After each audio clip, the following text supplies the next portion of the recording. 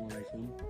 পেঁয়াজের দাম কিভাবে হবে? আমরা বাংলাদেশের লোকজন আমরাই যদি পেঁয়াজ ঠিক মতো না খাই তাহলে পেঁয়াজের দাম হবে কি করে? আমার মতো সবাই যদি প্রতি অক্ষে 2 করে পেঁয়াজ খাইতো তাহলে বাংলাদেশে পেঁয়াজের দাম হয়তো কমপক্ষে 100 টাকা কেজি। কোনো কৃষক দারিদ্র থাকতো না।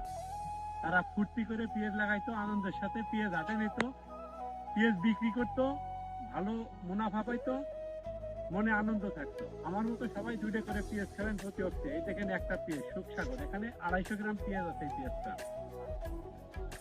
এবার খাবেন, এবার খাবেন। পেঁয়াজ না, মধু মধু রস ছাড়ায়। সবাই সবসময় পেঁয়াজ খাবেন, কাঁচা পেঁয়াজ, যাতে বাংলাদেশের পেঁয়াজের দাম সবসময় ঊর্ধ্ব পর্যায়ে থাকে, কৃষকের মনে আনন্দ থাকে, কৃষক যেন দারিদ্র না থাকে। আপনাদের সবার কাছে আমার অনুরোধ, পেঁয়াজ বেশি খাবেন, পেঁয়াজের দাম বেশি থাকবে। আল্লাহ হাফেজ, ভালো থাকবেন। খান খান আর একটু খান।